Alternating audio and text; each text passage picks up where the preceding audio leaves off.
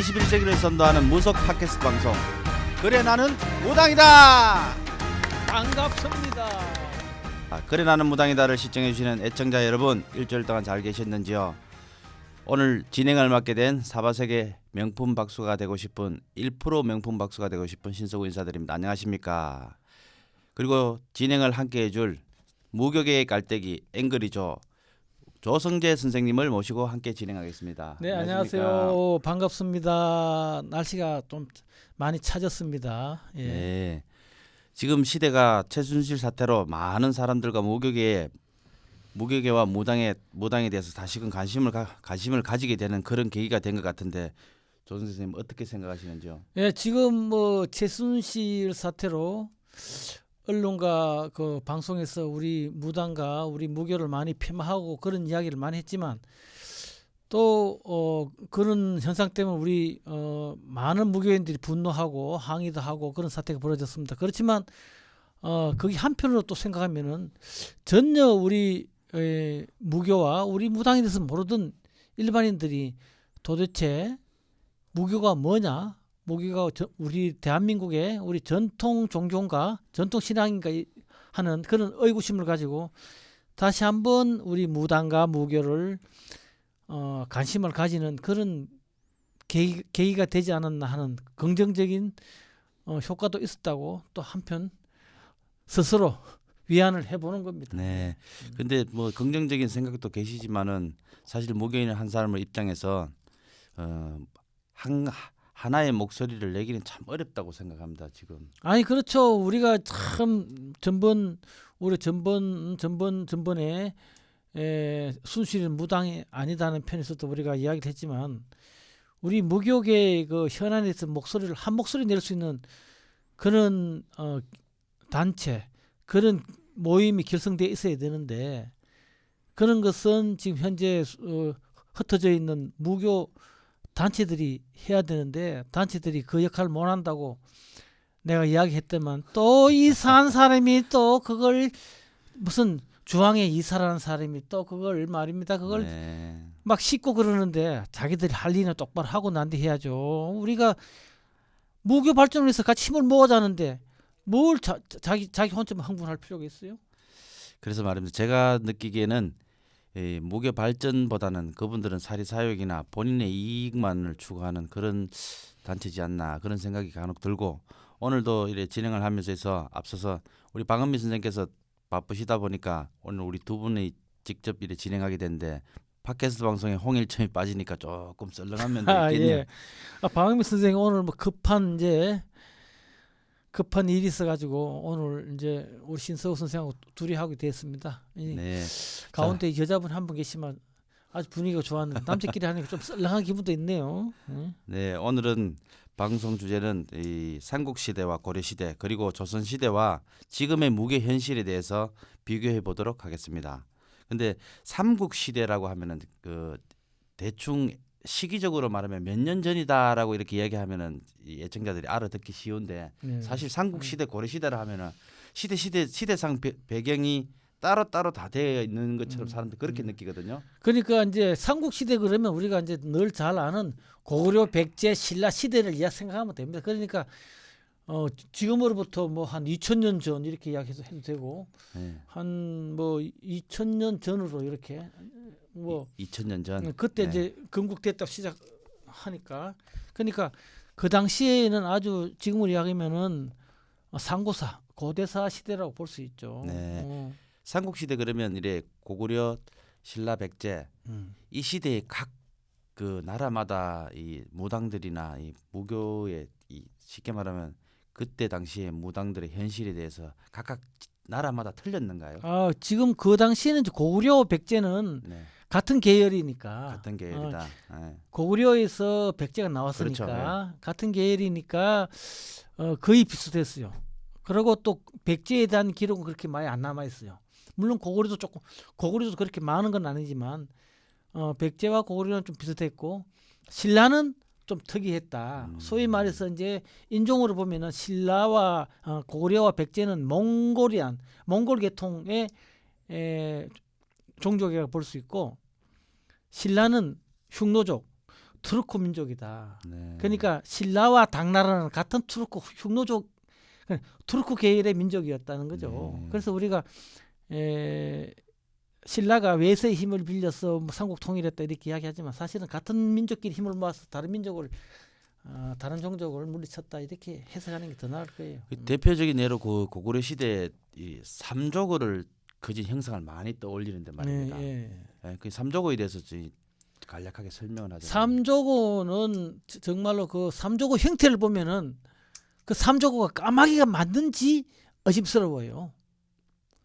까마귀가 이렇게 흉이 머리에 저 빗슬이 달렸고 꼬리에 막 꼬리가 공작처럼 펴렸고 그래서 까마귀가 맞을까? 까마귀는 너무 단순한데. 근데 그거는 차라리 봉황이나 공작새가 더 가깝다 하는 생각을 하게 돼요. 그런데 이제 삼족오라고 한게 오는 까마귀라는 의미도 있지만 검다라는 의미도 있어요. 검다, 네. 까맣다. 그래서 태양 속에 있는 새는 우리가 까맣게만 보일 수밖에 없는 거죠. 태양의 그 빛 때문에. 그러다 보니까 오자를 그러니까 다리가 3개 달린 새다 그런 의미인데 삼족오다 다리가 3개 달린 까만 새인데 까만 이걸 새다. 오를 하다 보니까 까마귀로 우리가 이렇게 바뀌어 버렸는데 그래서 까마귀인지 봉황인지 제가 개인적으로 보기는 우리 삼조고 형태를 보면 봉황이 더 가깝죠. 그렇지만 오늘 까마귀는 고구려 시대에 그 민족의 또 상징하는 민족을 나타내는 상징새로 그렇게 쭉 나타나 있었죠. 그게 왜 그러나 그러면은 북부여가 제일 처음에 탄생할 때 해모수가 하늘에서 오룡거를 타고 내려온다 그랬어요. 오룡거랑은 까마귀와 용이 끄는 수레. 그렇게 이야기해야 되나? 까만 용이 끄는 수레라고 이야기해야 되나? 하여튼 오룡거를 타고 까마귀 깃털을 모자에 달고 이렇게 하늘에서 내려와서 부여를 세웠다는 데서 북부여를 이은 것이 고구려니까 그 삼조고가 고구려의 상징새로. 그럼 신라에서는 대표적인 특징적인 형태나 형물이나 있습니까? 혹시? 신라는 알다시피 고구려 소수리망 3년에 372년인가요? 네. 소수리망 2년에 불교를 받아들이면서 신교, 무교가 외곽으로 밀렸어요. 그러고 백제는 373년 고구려보다 1년 후에 불교를 받아들이면서 또 불교를 국교로 삼고 신교가 무교가 뒤로 밀렸는데 신라는 고구려 백제보다 155년을 늦게 받아들였어요. 늦게 받아들였다. 그래서 신라는 신교가 무지무지하게 더 강했다는 거죠. 그 불교를 받아들이기 전까지는 말 그대로 우리 무당들이 지배하는. 그렇죠. 그러니까 신라는 특이하게 이제 불교가 들어올 때 왕권을 강화시켜 준다는 명목으로 들어왔어요. 그러니까 임금들이 내 권력을 강화시켜 준다니까 좋잖아요. 그러니까 지방 세력을 누르고 내 권력을 강화시키기 위해서 불교를 받아들였는데 신라는 육부족장이 정치를 하는 체제였어요. 그래서 소위 말해서 내각 책임제였어요. 내각 책임제. 네. 왕은 하나의 상징적인 존재로서 제사장의 존재로서만 제사장이 가치로서만 존재했단 말이에요. 그러니까 제사 지내는 상징적인 인물이었지 정치는 육부족들이 정치를 했단 말이에요. 그러니까 왕이 받아들이고 싶어도 육부족들이 반대를 하니까 못 받아들인 거예요. 그래서 왕들이 제일 처음에 신라의 명칭이 왕이라고 안 그러고 박혁거세는 거스가 아니고 그 다음에 2대 왕은 차차웅이고 3대 왕은 이사금이고 3대부터 이사금이라 그랬고 그 다음부터는 마리깐이라 그랬단 말이에요. 그런데 마리깐으로 쭉 내려오다가 지정 마리깐까지. 그 다음 법흥왕이 불교를 국교로 받아들일 때까지 그러니까 신정 정치를 했다. 네. 신교가 통치하는 그런 정치를 했다. 그게 바로 대표적인 숲이 계림이라는 숲에서 하늘의 제사를 지내면서 정치를 했다는 거죠. 예. 그리고 대표적으로 이 애청자 여러분들이 이해하기 쉬운 게 뭐냐면 고려시대 그 드라마 주몽이나 이런 데 보면 미실이라는 그 쉽게 말하면 이렇게 미실, 예. 미실이 이제 신라 시대에 근데 신라 시대 그- 총 거기서도 이렇게 쉽게 말하면 무녀가 왕권 정치에 개입을 해서 이렇게 막 하는 모습들이 한 번씩 보이는데 사실상 이 고려시대도 그렇게 그러니까 고구려 시대에도 마찬가지고 네.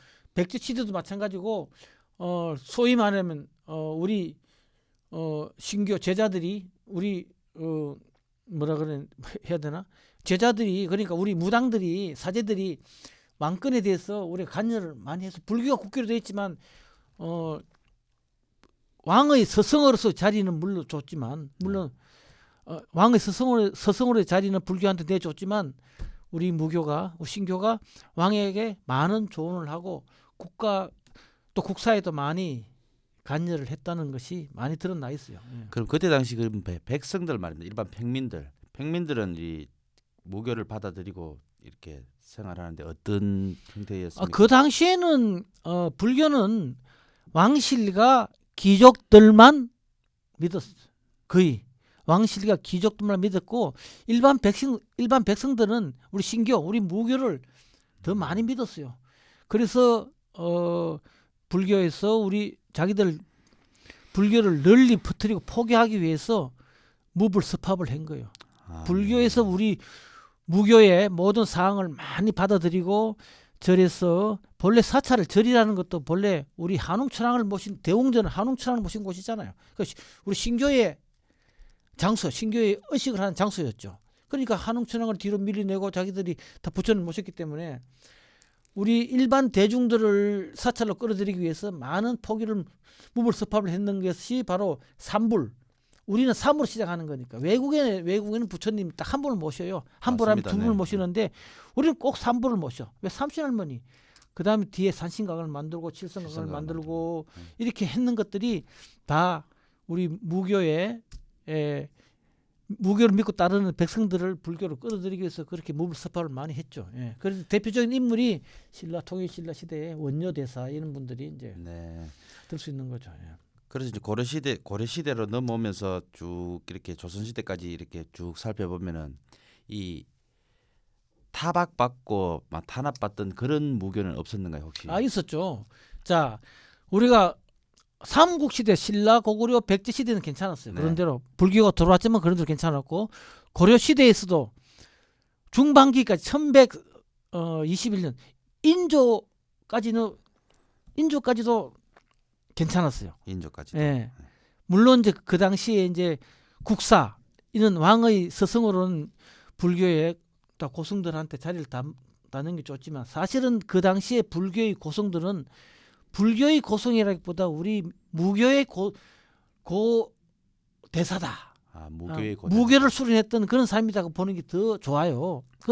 물론 불교하고 무교가 섭합돼 가지고 뭐든지 그 삼국 유사에 큰 고승들 이야기가 많이 나오지만 그건 바로 신교의 도사들 이야기다 하고 이렇게 우리는 또 해석해도 돼요.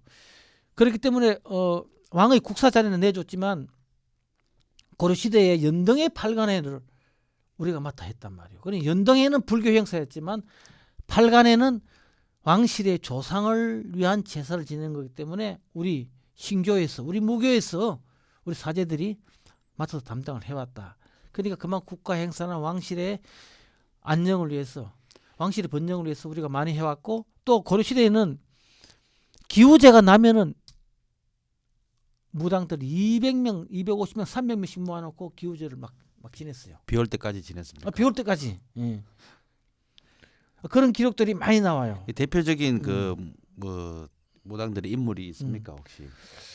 그 당시에 대표적인 무당 인물이 기록이 그 무당의 인물 누구라고는 나와 있지 않죠. 그죠? 누구라고는 안 나왔어요. 누구는 안 나왔는데 이제 보면 고려 시대에 얼마나 우리가 무풍이 성했나 그러면은 고려 도경에 보면 이런 거 고려 도경에 보면 이런 기록이 나와요. 고려 예풍 속에 백성들이 병이 들면 약을 복용하지 않고 귀신을 섬기며 저주와 주술로서 병을 퇴치한다. 이런 저 기록이 있듯이 또 송나라 사신이 와가지고 고려는 병이 나도 의사한테 안 가고 무당한테 가더라. 뭐 이런 자기가 쓴 기록도 있고 그렇습니다. 그래서 고려 시대에는 굉장히 소위 말해서 도교와 더불어서 우리 신교가 굉장히 많이 번성을 해왔는데 그 성리학이 들어오면서 이제 인종 9년에 1131년 동국 통감을 보면은 우리 무풍을 엄사로 규정해서 엄사라는 것은 제사 지내야 하는 곳에 제사 지내야 하는 곳이 아닌 곳에 그러니까 제사를 지내야 되는 사직단이나 천제단이 이런 데 제사를 지내야 되는데 그 외에 제사 지내는 걸 엄사라 그랬어요. 제사 지내도 제사를 지내지 말아야 할 곳에 제사 지낸다는 의미의 엄사라는 것이. 그러니까 뭐 1131년 인종 9년에 무풍을 엄사를 해서 개성 안에 못 살도록 쫓아내자는 건 상소문이 올라왔어요.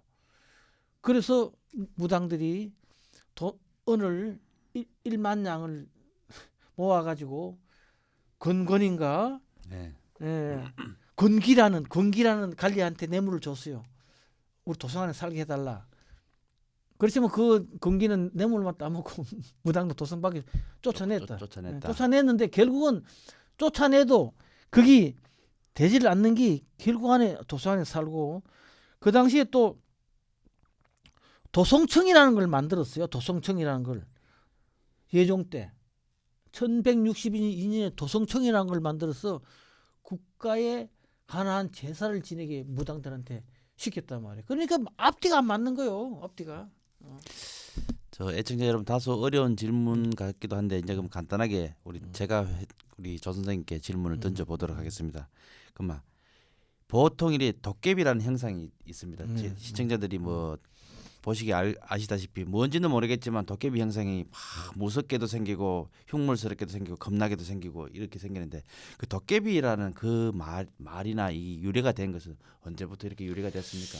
도깨비의 유래에 대해서는 정확한 기록은 없지만 일부 사서에 보면은 황제 헌원과 치우천왕이 당록에서 전쟁을 74번을 했다 그래요. 74번을 전쟁. 그래서 황제 헌원은 동이족 출신이지만 지금의 중국 한족의 시조예요. 한족 시조가 돼 있어요. 그러니까 치우천왕은 동이족 출신으로서 우리가 붉은 악마로 지금 모시고 있고 또 묘족의 시조로 돼 있어요. 묘족과 우리는 같은 민족이 이렇게 다 볼 수 있는데 그런데 74회 전쟁을 할 때 황제 헌원의 군대는 귀신 부대였고 치우천왕의 부대는 도깨비 부대였다. 이런 이야기가 나옵니다. 그런데 도깨비 부대라고 한 것은 치우천왕이 처음으로 갈로산에서 청동을 발견했어요. 철과 주석을 섞어서 청동을 발견해서 청동을 가지고 투구를 만들고 가면을 만들어 쓰고 그래서 동두철액이라서 동두철액. 머리는 구리고 얼굴은 철이다.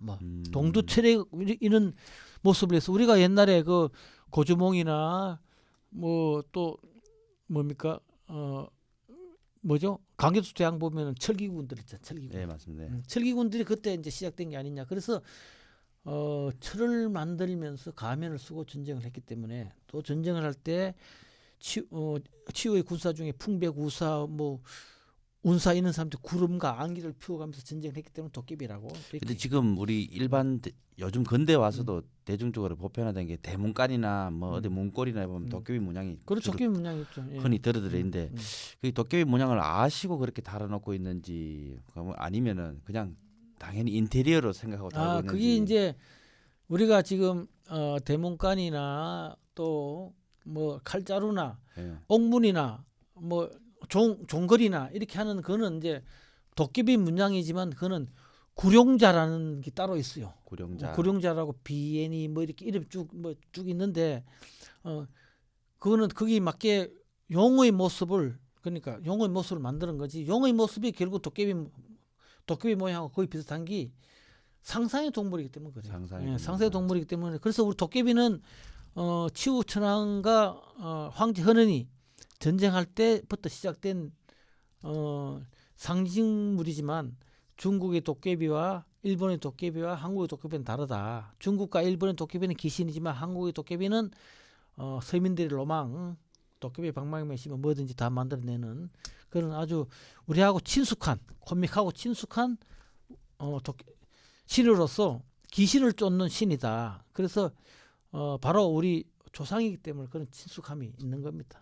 근데 제가 어릴 적 할아버지들이나 할머니한테 저기 이제 할아버지가 뭐 옛날 얘기 좀 해주세요라고 얘기하면은 뭐 도깨비하고 씨름했는 얘기를 그렇죠, 뭐 그렇죠. 한 번씩 하시고 예, 뭐 예. 씨름을 해가지고 음. 그걸 이제 정자나무에 걸어놨더니만 다음 날 되니까 도깨비 빗자루가 걸려 있더라라고 그렇더라고요. 이렇게 얘기하는데 예.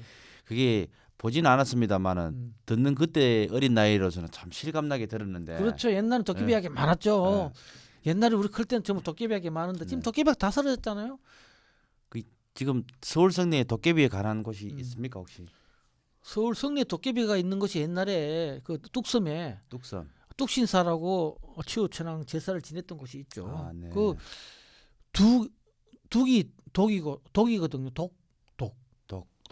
독이 도깨비예요. 네. 그래서 이게 이제 둑이 독 되는 건데 그 뚝섬이 본래 둑섬이거든. 뚝섬. 둑섬이 독이고. 그러니까 치우천왕을 모셨던 아, 사당이 그럼 잠시만요. 그러면 이북꽃 할 때 우리 보면 그 뚝대. 고능 풀 때 뚝대. 그렇죠. 그것도 도깨비 방망이를 그렇죠. 상징을 하는 거죠. 뚝대라는 용어도 바로 치우천왕 도깨비를 상징하는 거다. 그래서 내가 구능거리는 치우천왕의 글이다. 치우천왕의 그렇게 글이다. 내가 설명하는 거예요. 왜 치우천왕이 죽고 난 뒤에 이제는 일부 이제 중국의 기록이지만 육시를 했어. 네. 육시를 해서 치우천왕이 다시 살아났고 육시를 해서 동서남북으로 팔다리 하고 머리를 따로 묻었다고 황제가 이렇게 뭐 그런 기록이 있으니까 우리 기록에서는 치우천왕이 황제한테 졌다는 기록은 없는데 중국 기록에 의하면 그렇게 돼 있어요. 그렇기 때문에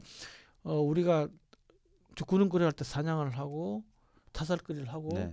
돼지를 육각을 치고 네. 이렇게 뚝대를 사용하고 하는 게 바로 그런 의미가 아닌가. 뚝대가 바로 귀신을 쫓는 그런 도구다. 바로 치우천왕의 힘을 빌어서 귀신을 쫓는 거죠. 그러고 우리가 우리 항해도곳에는 전신대감도 있잖아. 전신대감도 네, 있습니다. 전신대. 전신대감이 바로 꿀뚝 나오고 꿀뚝으로 들어가서 아궁이 나오고 하는 이유가 치우천왕이 도깨비가 바로 불을 다루는 신이다. 연금술사 신이다.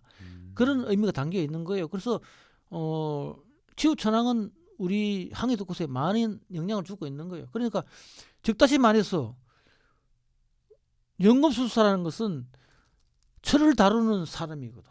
네. 철을 다루는 사람이 옛날에는 이 철을 다루는 기술이 1급 비밀이기 때문에 아무나 하는 기술이 아니에요. 특별한 직업을 가진 특별한 지위에 있는 사람 연금술사가 굉장히 높은 지위에 있었다고. 연금술사. 그렇다면 지금 이래 보면 또 한 가지 또 질문 드리고 싶은 게 황해도 그 굿에서 보면은 치우천왕 환이 또 따로 있습니다. 이렇게 인물 대항이 따로 있는데 있고 이 전신대감 따로 있고 뭐 구능거리 보면 뚝대에 보면 뚝대 방울에 보면은 도깨비 그림이 그려져가 있고 이렇거든요. 그렇죠. 그러는데 이걸 지금 조합을 내보면은 돼지를 이제 눕혀서 구능을 풀고 난 다음에 육각을 떤다. 그것도 또 의미가 있습니다. 그렇죠. 의미가 있죠. 예. 육각은 또 어떤 의미가 있습니까? 그거는 이제 우리가 육각을 떠는 것은 이제 내 나름대로 풀이하기를 네. 우리 치우천왕의 정신과 네. 치우천왕의 죽음을 잊지 말고 우리 민족 정신을 바로 세우자. 그러면 치우천왕께서 이제 사지가 갈려서 묻히는 그런 의미를 되새기자는 그렇죠. 그런 되새기자는 뜻이겠네요. 그런 의미죠. 그죠? 중국 기력에 의하면 그렇게 죽음을 당했다 하니까 그러면 그렇게 우리가 그 의미를 되새기자. 우리 민족의 정체성을 바로 세우자. 그런 의미가 담겨 있다고 또 볼 수도 있죠. 네, 그래서 오늘 치우천왕에 대해서 한번 더 짚고 넘어가게 되었습니다. 그리고 조선 시대에 들어와서 이제 무교 이제 무당들 사제들이 이제 주로 이 행하는 행위가 그 궁궐 안이나 민중들한테서 어떻게 이루어졌는지. 조선 시대에 와서는 이제 우리가 너무나 잘 아다시피 숙류 억벌 정책으로 해서 우리 무교를 굉장히 탄압했잖아요. 8천민 그러니까 성녀, 무당, 기생, 백정, 바치, 그다음 광대 또 뭐야 하여튼 8가지 직업을 8천민으로 떨어뜨렸어요. 8천민. 그래서 사람이 아니야. 아주 천민이지. 그렇기 때문에 우리가 정당한 대우를 못 받고 항상 꼬맹이들도 우리 저 만신들 우리 무당들한테 반발하고 그렇게 우리가 천대와 멸시를 받는 삶을 조선시대에는 시작된 거죠. 그렇지만 조선시대에는 또 무당들을 굉장히 많이 활용했어요. 굉장히 많이 활용했고 세금도 또 엄청 많이 걷었어. 무당들이 세금을 많이 냈습니다. 세금을 많이 냈죠. 자, 이제 먼저 조선 시대의 무당들을 어떻게 활용했나 그러면은 고려 시대 때부터 시작된 거지만 물론 삼국 시대도 마찬가지예요. 옛날 아주 고대사도 마찬가지지만 날이 가물거나 비가 많이 오면 꼭 무당들을 기우제나 청우제를 지냈어요. 그랬는데 조선 시대에도 기우제를 태종 때 용의 눈물 나오잖아요. 막 우리 드라마 용의 눈물에 날이 가물어서 태종이 막 하늘 제사를 지내잖아. 그럴 때도 무당을 막 300명, 400명 모아놓고 한목에 모아놓고 하늘에 기우제를 많이 지냈어요. 그래서 기우제를 지냈다는 기록은 조선 시대 내내 조선 왕조 실록 내내 그냥 무지무지하게 많이 나와요. 무지무지하게 많이 나오고 그걸 떠나서 조선 시대의 활인원에 동서 할인원에 조선 시대의 무당들을 병 고치는 기간에 배치했다는 것이 아주 중요한 거예요. 동서 할인원에 한의사와 같이 배치를 해서 병을 고치겠죠. 근데 지금 이제 한의사라고 말씀드리니까 생각이 나는 건데 한의라는 게 이게 말입니다. 사실 저도 어제 침을 한 대 맞고 이래 왔는데 이상하게도 양의에 가서 고칠 게 있고 뭐 쉽게 말하면 바늘 하나로 이렇게 사람을 이렇게 탁 혀를 철자리 뚫어서 낳는다 하는 게 이런 게 의사 자격증이 있어서 낳는다기보다는 제가 느끼는 바인데 보통 이렇게 생각하니까 그분들은 무언가 사람의 어느 기운을 탁 잡아서 탁 낳는 것처럼 그런 느낌이 있더라고요, 사실은. 그렇죠. 옛날에는 지금은 우리가 한의들을 나와가지고 네. 한의들을 맞춰야 한의사 자격증이 있어가 침구과 졸업해야 침도 놓고 뭐 이렇게 하는데 예전에는 우리는 어깨너머로 다 배웠잖아요.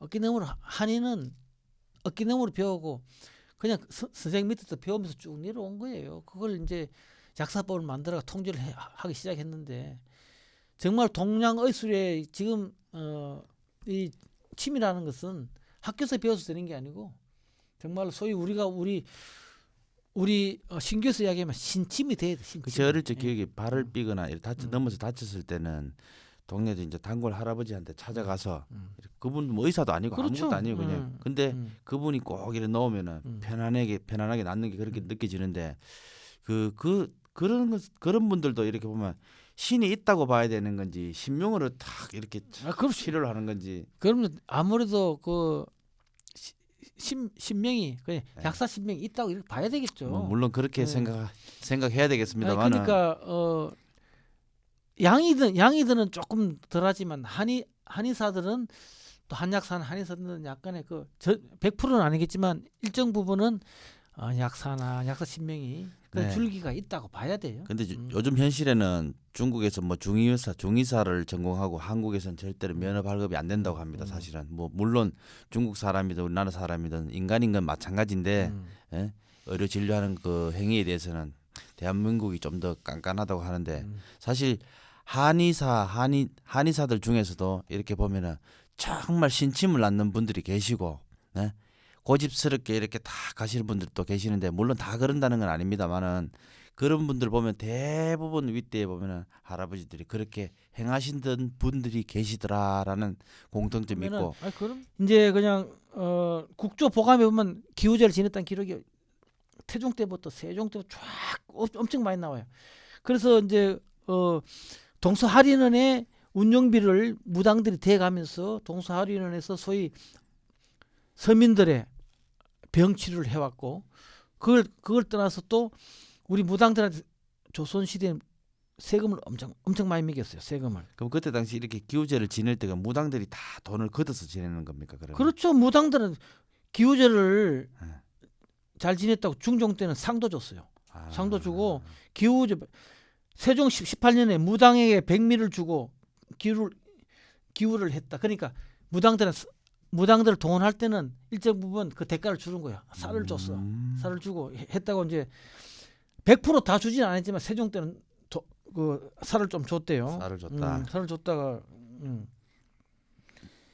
그런데 우리가 조선 시대에는 초기에는 성수청이라는 게 있었잖아요. 성수청이 예. 있었죠. 예. 우리가 그 해품달에 나왔던 네. 성수청이라는 곳이 있어가 거기서 국무당들이 또 나라를 위해서 또 제를 지내고 이렇게 했단 말이에요. 그래서 세금을 보면은 그 국무당이 조선 시대의 세금은 보통 은이나 동이나 말 타고 다니는 말, 짐승말, 아니면 예. 배, 옷감 배. 이 네 가지 종류를 냈는데 은을 냈으면은 그 세금 내면 국무단은 9건 구리로 바치는데 국무당은 9건.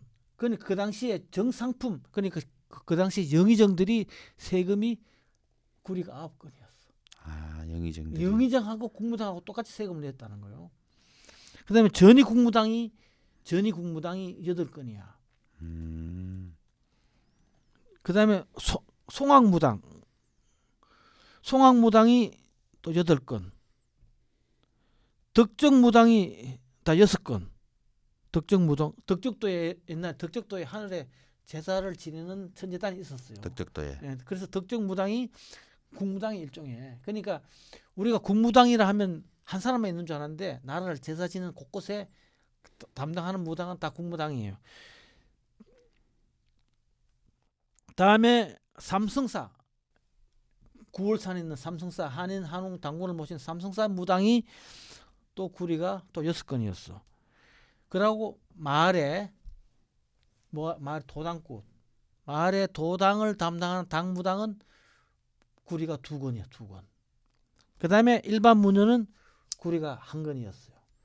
그러니까 이게 이제 정성부터 종구품까지 세금과 똑같이 비율을 맞춰 놓은 거예요. 그 강압적으로 거둘 수가 있습니까, 그게? 강압적으로 그다어요. 강압적으로. 그래서 세금을 먹고도 세금을 못 내서 막 그때 이제 보면은 정성이 종일품이 세금 낸 게 말단이 1건도 아니고 8량을 냈어. 8량. 그러니까 종구품이 그 8량을 1건도 안 냈다는 이야기. 그런데 무당들은 최하 무당이 1건이니까 꽤 많이 낸 거죠. 그래서 조선 영조의 속대전을 보면은 1744년 속대전을 보면은 그 당시에 배로 무쇠로 그 받았는데 그때 1326필을 걷었단 말이에요.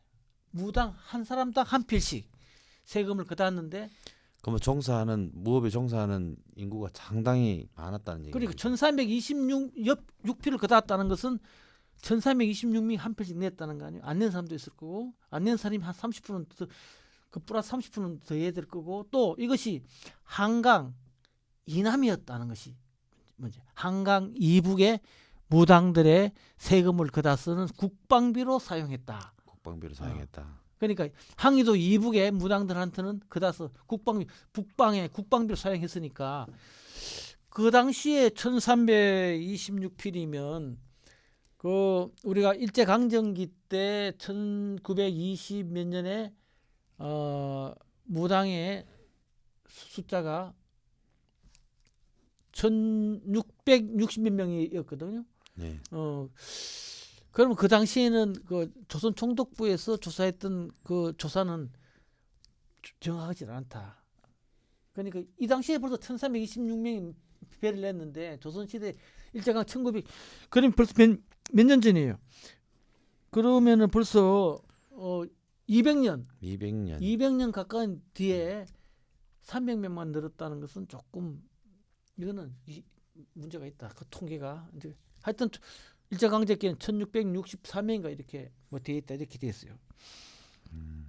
그래서 그 당시에 조선시대 이제 이걸 무업세라 그래서 무업세라고 세금을 매기는데 신당세라고 그랬고 신당 태미세 뭐 이렇게 다 매겼어요. 신당 태미세는 신당에 바쳤다가 내릴 때 또 세금을 내야 그럼 되고. 나라의 근본인 그 뭐 사업을 해서 돈을 내는 것보다 무당들이 최고 먼저 또 세금을 냈네요, 그죠? 아니 그래서 그 일부 그 선비들은 무당한테 세금을 걷지 말라고 그랬어. 왜? 무당한테 세금을 거두는 것은 숙주 억불 정책에 어긋나옵니다. 우리가 무당한테 세금 거두면 무당을 인정하는 꼴이 되니까 세금을 걷지 말아야 됩니다. 그랬어요. 그런데 세금을 안 거둘 수가 없어. 제주도에 제주 목사가 한 명이 그 이름을 까먹었어요. 제주 목사가 제주도 가니까 막 사찰하고 막 무당집이 너무 많은 거야. 싹 다 없애버렸어요. 다 없애버리고 서울에 산양에다가 절 뭐 500몇 개 무당 뭐 500몇 개를 이렇게 본인이 사또로 부임해서 다 없앴습니다. 상소리 딱 보고를 올렸어요. 잘했다. 그래서 얘가 갔어. 서울로 가버렸어. 그다음 그 제주 관찰사가 와서 보니까 돈이 없는 거야. 세금을 못 거두는 거야. 세금 거둘 데가 없는 거야. 다 없어졌으니까. 행정자치구에서 돌아가지 않으니까. 그러니까 다 없애버렸으니까 세금 거둘 데가 없는 거예요. 그만큼 무당들의 세금이 그 당시 지방자치단체의 세금에 굉장히 많은 부분을 재정의 많은 부분을 차지했고 일반 당관오리들은 신당 태미세니 신당세라 그래서 없는 세금을 만들었어. 신당에 바쳤다가 내릴 때마다 세금 거두고 올렸다 내리면 올렸다 전환에 바쳤다가 내릴 때마다 거두고 그 정성을 들을 때마다 세금을 거두고 그렇게까지 했단 말이에요. 그러니까 그 무당 그래서 우리 무당들이 세금을 못 내서 도망 다니는 사람들이 모여서 만든 게 화랭이패고 화랭이패가 시작이야. 네, 그기가 화랭이패의 시초가 되는 거죠. 시초가 된 거고 그 다음에 만신연록기라는 책을 보면은 풍류방 노량진에 있는 악사들이 모인 풍류방에서 자기들이 일 나가면 돈 얼마씩 걷어 가지고 무당이 세금 낼 때 보태줬다. 무당 세금 못 내서 도망가면 자기 일자리 떨어지니까. 그럼 쉽게 말하면 악사들이 만신들한테 경감 만신들한테 세금을 대신 내주고 그렇지 이제 자기들이 일을 나가서 일을 받아 먹겠어 자기들끼리 기금을 조금씩 돈을 걷어서 모아놨다가 무당이 세금 낼 때 보태주는 거야. 세금 잘려고 일 잘하자고. 세금 못 내서 무당이 도망가면 안 되니까. 그때 당시도 악사님들께서 이렇게 만신들한테 이렇게 세금을 대신 내주고 왜 세금을 대신 내줘야 이 악사들이 벌어먹을 일자리가 계속 유지가 되니까 그랬나 봅니다. 옛날도 그렇게 쭉 이어져 내려왔군요, 그죠? 그래서 조선 시대에는 그렇게 조선 시대에는 정책적으로 우리 우리 무교를 탄압하고 우리 무당들을 멸시했지만 아니 고관 대작 장사치들이 돈 많은 장사치들이 궁금하잖아요. 앞날이 우리는 어디 가서 꼭 물어봐야 돼. 우리 민족은 그럼 물어봐야지. 그러니까 몰래 가서 묻는 거예요. 근데 요즘 TV 언론 매체나 TV를 드라마도 이렇게 보면은 희한한 게 시대 배경상으로 보면은 이 이명박 대통령 정권이나 그전 대통령 정권이나 이렇게 보면은 이런 무속이나 무당에 대해서 드라마에 나오지를 않았는데 요즘 보면은 뭐 드라마에 보면 아이고 이 굿이라도 한 판 해야 되겠다 이런 말이 자주 등장하는데 이 시대에 사실 이래 우리 어떻게 보면 박근혜 대통령 주변에 이래 뭐 삼류 무당들이 많아서 그런지 몰라도 이렇게 좀 이래 시대에 따라서 이 패턴도 바뀌는 것 같습니다. 아니 그러니까 이제 그게 그만큼 우리가 이제 우리 이제 경제가 좋아지면은 경제가 나아지면 우리가 우리 뿌리를 생각하게 되고 전통 문화를 생각하게 돼요. 그래서 우리가 우리 전통 신앙 무교를 우리가 또 자꾸 생각하게 되고 또 대한민국 사람은 우리 무교, 우리 무당에 대해서 관심이 굉장히 많아요. 신의 세계에 대해서 관심이 굉장히 많다고. 이런 걸 드라마에 접목시키면은 항상 드라마가 시청률이 높아요. 흥행에 성공을 하니까 그걸 그렇게 활용하는 거예요. 근데 조선생님 제가 느끼는 일이 우리 대한민국 그 사람들의 기본 내면에는 뭐 교회를 다니든 성당을 다니든 뭐 다 뭐 개신교를 믿든 간에 내면에는 무교에 대한 많은 관심점은 다 두고 있는 것 아, 같아요. 그것도 당연하죠. 대한민국의 개신교, 예. 특히 개신교는 우리 무교의 정신이 없으면 개신교 이 발전할 수 없을 거예요. 그렇겠죠. 예. 밑바닥에는 대한민국에 들어온 종교 모든 종교는 밑바닥에는 우리 무교의 정신과 사상이 있기 때문에 그들이 이 땅에서 크게 발전할 수 있었던 거예요. 그러니까 샤머니즘 우리 무교의 정신을 자기들이 접목해서 팔아먹었기 때문에 다 그렇게 시작되는 거예요. 선생님, 이건 참 에피소드 같은 일인데 지난주에 내가 이 부산에 말입니다. 제자 낼 분 그 신복을 맞추러 갔어. 신복하고 한복을 맞추러 갔는데 이때까지 10년 세째 가까이 거래 오던 이 한복집인데 사실 그 집은 싼 집도 아니에요. 막 한 벌 맞추면 100만 원씩 이렇게 막 훌쩍 넘어가는 그런 집인데 턱 가니까 하시는 말씀이 그 사장님 하시는 말씀이 나이 드신 시어머니야 쉽게 말하면 며느리가 원래 디자인을 좀 잘하시는데 하시는 말이 대구에서 부산까지 내려갔는데 저희 선생님 우리 어디 다니는 줄 알죠? 라고 얘기해요. 어디 다니시는 건 알죠? 그러니까 성당 다니는 거 안다고.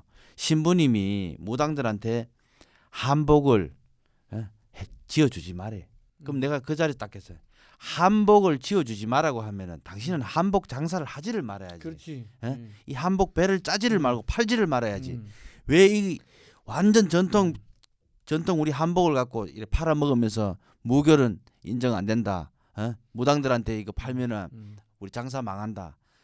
여보세요, 사장님, 제발 이 무당들이 이거 소비 안 하면 소비할 곳이 없습니다, 사실은. 근데 아쉬워서 그 앞에 바로 앞에 계시는 사장님이 웃더라고요. 그러니까 웃으면서 왜 바로 앞에 가갖고 맞추래.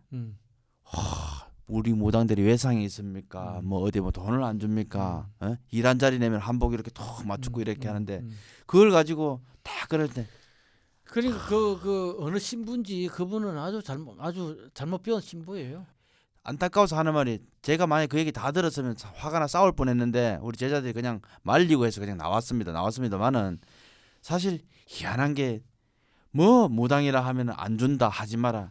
꼭 사람들이 생각하는 게 신이 없는 것처럼 우리가 뭐 전염되는 이래 뭐 쉽게 말하면 전염병 환자처럼 그 취급하는 게 참 이 시대가 좀 아쉽습니다. 아니 그러니까 우리가 늘 그런 형태가 조선 시대부터 시작된 거예요. 조선 시대에 정책적으로 무교와 무당을 폄하하고 팔천면에 떨어뜨렸으니까 자기들이 궁금하고 뭐 알고 싶은 건 묻기를 물어야 되겠는데 남의 눈치가 보이니까 몰래 다니고 뒷구멍에 숨어서 다니고 이렇게 해왔기 때문에 이제 그런 형태가 지금도 이 시대에도 우리를 폄하하고 무시하는 경향이 지금도 내려오는 거죠. 근데 이 지금 최근 들어 5공화국까지만 해도 이 큰 단골레는 항상 뒷문이 있었다고 하는데 큰 한옥집 뒷문이 항상 있었고 정문이 있었다는데 늘 뒷문으로 다니는 분들은 고관대작들이 아닌가 합니다. 그리고 우리 조 선생님 그 블로그나 이 페이스북에 보면은 이 SNS에 보면은 그 청와대에 대한 이렇게 칠궁에 대해서 이렇게 글을 올려놨었는데 그게 한번 읽어보니까 칠궁이 과연 뭘까라고 내가 이래.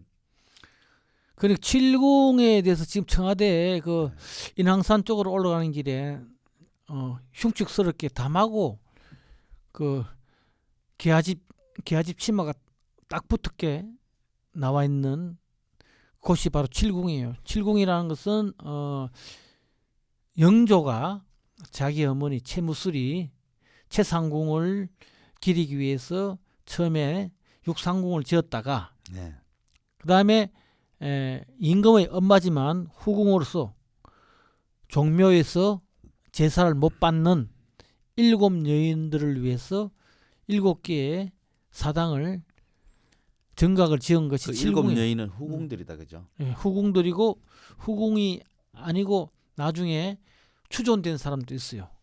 자기 아들이 나중에 임금이 되고 난 뒤에 추존되고 뭐 이런 그런 사람도 있고. 그래서 장희빈부터 고종의 마지막 엄상궁, 엄비까지, 그리고 영친왕 엄마까지 7분이 모셔진 곳이 바로 칠궁이에요. 그래서 칠궁에 대해서 일반 사람들이 잘 모르고 청와대 출입 기자들도 잘 모르더라고요. 70이 뭔지도 모르고 내가 청와대 출입 기자들하고 이야기 많이 해봤는데 자기들도 깜짝 놀래고 또 내가 이제 이거를 1997년도에 김대중 정부 때 처음 써가지고 어떤 분이 청와대로 보내왔고 또 노무현 정부 때 또 그분이 또 청와대로 또 보냈고 뭐 그래서 지금 노무현 정부 퇴임 1년 전에부터 매월 10월 넷째 월요일 날 정오에 칠궁제를 지내왔는 걸로 알고 있었는데 누가 주관을 하죠 그러면?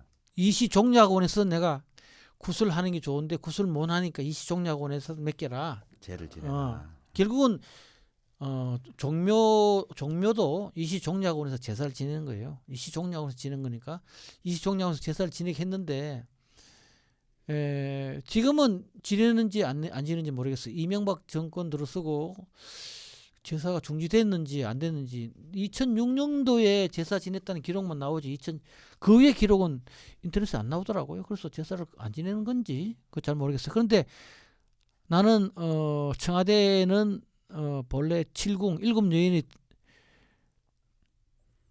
사는 집이기 때문에 우리 무교에서 일곱 여인들을 위한 회원굿을 한번 해주는 게 대한민국 또 국군 상승과 청와대에 들어가는 대통령들의 영광을 위해서도 한번 해야 되지 않나. 우리가 청와대 그렇잖아요. 지금 청와대 이승만 대통령 때부터 청와대 들어갈 때는 폼나게 들어가는데 나올 때는 다 이상하게 쫓겨나고 총 맞아 죽고 감옥 가고 망신당하고 다 이렇게 나오잖아요. 지금 박근혜 대통령도 지금 어떻게 될지 모르는 상황이잖아요. 지금 이런 황망한 사태가 계속 일어나고 있는데 이게 물론 제도적인 문제도 있지만 나는 청와대에 자리 잡고 있는 일곱 여인의 한스린 원한의 결과가 아닌가. 물론 우리 뭐 신적으로 그렇게 풀어봅니다. SNS에 보면 뭐 대장님께서 이렇게 말씀하시기를 이기방이다 방향이 네, 이기방이다 막 쉽게 말하면 귀신이 사는 터다라고 이렇게 표현을 해놨습니다만은 사실 저희들이 언뜻 봐도 청와대라 하는 그 뒷산맥을 보면은 참 센터라고 보이는데 그럼요. 예. 그러면 이 센터를 누르고 다스릴 때는 제를 지내는 것보다 우리 무당들이 가서 이렇게 다 구슬 정말로 우리가 예전에는 정말로 그 한나라 때는 임금 황제 즉위하면 봉선제라 그래서 하나의 천제를 지냈어요. 우리도 우리나라 대통령이 되면은 정말 하늘에 제를 좀 지냈으면 좋겠어. 대통령으로서 국민 앞에 맹세하는 것도 좋지만 대통령으로서 하늘의 기운을 받아서 대한민국을 잘 이끌겠다는 그런 제를 지내고 각 종교에 있어서 그 시간에 맞춰서 자기들 나름대로 자기 종교식에 맞게 같이 힘을 모아서 제를 지내주면 얼마나 좋겠어요. 만약에 우리 무교인들이 청와대 안에 들어가서 제를 지낸다, 구슬한다라고 하면 이 개신교에 몸담고 계시는 분들이 과연 우리를 똑바로 볼까요?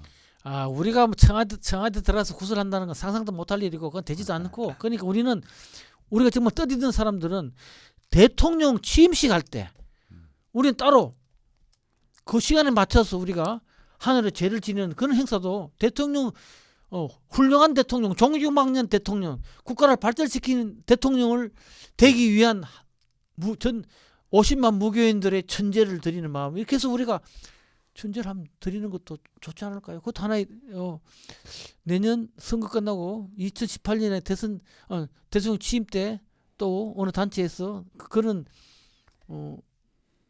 천제를 지내자고 해서 천제 지낼 수도 있겠네요. 뭐 전국에 계시는 각 무교 단체장님들께서 이제 협심해서 이렇게 쭉 이끌어 나가시면 좋겠습니다. 아니면 우리 뭐 밖에서 방송에서 한번 하죠 뭐. 뭐 할 수 있습니다. 네, 그래서 우리가 날을 잡았어. 그날 날을 잡는 게 아니라 취임식 날. 그 시간에 맞췄어. 네. 우리 장소를 잡았어. 딱 하는 거죠 뭐. 그것도 좋은 생각입니다. 우리 뭘 위해서 하느냐?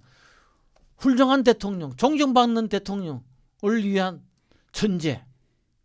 국민으로부터 존경받는 대통령이 나오기를 바라는 의미에서 천제. 네, 좋은 생각입니다. 그럼 우리 무슨 밖에서 방송에서 한번 준비해 봅시다. 뭐 준비할 수 있습니다. 그러니까 있는데. 뭐 그렇게 크게 힘든 것도 아니니까. 자, 다들 재능 기부하고 그러면은 장소만 빌리면은 뭐 그렇게 돈 많이 들 건 없잖아요. 꼭 그렇게 기획을 또 짜도록 하겠습니다. 그리고 오늘 이렇게 함께 해주셨는데 이 무교의 변형된 형태 중에 제일 제가 궁금한 부분이 어떤 부분이냐면은 기독교든 뭐 성당이든 개신교든 어느 종교든 간에 이상하게도 묻고 싶은 거는 무당한테 물으려고 해요. 물으려고 하는데 근데 딱 신이다 종교다라고 이렇게 명칭을 딱 두면은 다 배척하고 밀어내려고 하는데 이 부분에 대해서 우리 조선재 선생님께서 정의를 내리신다면 어떻게 정의를 내려야 되겠습니까? 그러니까 궁금한 건 알고 싶은데 네. 그게 잘못된 목회자나 네. 경전에 의해서 생각이 한쪽으로 편협되어 있기 때문에 그래요. 우상 숭배하지 말라 또는 무당이나 무교는 미신이다. 그는 잘못된 편견, 잘못된 교육 때문에 내가 알고 싶으면 누구한테는 물어야죠. 내 삶에 있어서 내가 수많은 사람한테 조언을 받고 충고를 받고 이야기를 들어서 내 삶을 살아가는데 무당이라고 안 받는다는 건 엄청난 내 삶의 마이너스고 꼭 무당들한테는 조언을 받아야죠. 다른 사람도 아니고 신의 선택을 받은 사람들인데 무당들한테 조언을 받아서 성공한 사람이 얼마나 많아요. 물론 잘못 탐욕스러운 무당들한테 가서 쪽박 찬 사람도 있지만 네. 근데 저는 이제 마지막으로 이제 당부드리고 싶은 전국의 애청자 및 이 혹시나 건물을 가지고 계시는 건물주분들 사실 그 조물주 위에 건물주 아닙니까 요즘은? 좀 맞죠. 좀 건물주. 요즘은 조물주 위에 건물주이기 때문에 맞아요. 우리 애동 제자들이 다 각각 이렇게 세를 얻어서 신당을 얻어 출발하려고 막 하는데 무당들한테는 세를 안 준다. 그런 차라리 그냥 안 된다면 안 된다 하지 그냥 무당들이니까 세를 안 준다. 그 말에 상처 입은 제자들 용기 내시고 또 조물주 위에 건물주 참 각성하시고 생각 좀 바꿔주셨으면 합니다. 아니 그러니까 나는 늘 그래요. 먹자 빌딩 뭐 이런 거 있잖아요. 예, 예. 먹자 빌딩이 잘 되고 먹자 무슨 어떤 뭐 종로도 보면 기금속 빌딩, 기금속 타운도 있듯이 우리도 전번호 타운, 전번호 빌딩을 하나 만들면 좋겠어요. 그런 거를 왜 그래서 정말로 특화거리. 그러니까 특화거리 그러니까 점을 보려면 이 빌딩으로 가면 된다는 네. 그는 샤머니즘 빌딩이라든지 샤만 빌딩이라든지 이렇게 하나 만들어서 모든 사람들이 그 빌딩에만 모든 게 다 굿도 할 수 있고 점도 볼 수 있고 다 네. 그런 걸 만들어 놓으면 좋잖아요. 그래서 소위 말해서 엄격하게 종합병원. 해가지고 정말로 검증된 제자들을 그 빌딩에 입주시키고 일정에 그러니까 다 관리비나 다 월세를 받으면 되죠. 그렇죠. 그래서 그런 타운을 빌딩을 샤먼 타운 있는 걸 하나 만들면은 관광 상품도 좋고 좋을 것 같은데 참 돈 있는 분들이 그런 걸 좀 머리 좀 썼으면 좋겠는데 참. 돈 있다기보다는 앞으로 시대가 변하면은 뭐 영세한 교회라도 우리 무교인들이 그 교회를 매입해서 다시 신당으로 바꿔서 다 운영하는 날도 오지 않을까 하는 그런 기대를 해봅니다만은 자 오늘 여기까지 이렇게 다 함께 해주셔서 감사드리고 사실 이 궁금한 점은 매 시간마다 이렇게 우리 조선재 선생님을 모시고 질문을 던지는 식으로 해서 물어보겠습니다. 또 그리고 전국에 계신 많은 무교인들 중에 요즘 주로 전화를 많이 받는 그런 어떤 일들이 한 번씩 생기는데 말입니다.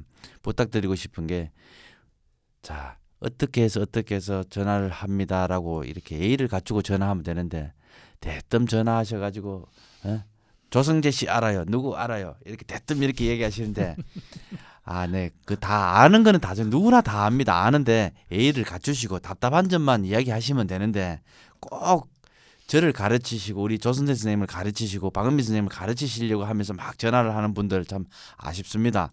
잘 불리고 다 잘 나가시는 제자분들은 주로 그러질 않아요. 저 예의를 갖추고 이렇게 다 차근차근 물어보고 궁금한 게 있어서 이렇게 관심을 가집니다라고 표현하지 반박하지는 않습니다. 그리고 오늘 이 시간까지 함께 해주신 우리 팟캐스트 애청자 여러분 다 그리고 조선재 선생님 마지막으로 이 팟캐스트 방송이 내년 2017년도에는 더 상승할 수 있는 그런 날을 기대하면서 오늘 여기까지 마무리하겠습니다. 감사합니다. 우리 팟캐스트 방송이 지금 아직 많이 홍보가 안 됐는지 많이 이제 시청률이 그렇게 높지 않은데 앞으로 많이 좀 사랑해 주시고 더 좋은 방송을 위해서 노력할 테니까 이런 소재로 방송을 해달라 그런 건의도 많이 해주시기 부탁드리겠습니다. 네, 감사합니다. 오늘 여기까지 애청해 주신 시청자 여러분 대단히 감사합니다. 감사합니다.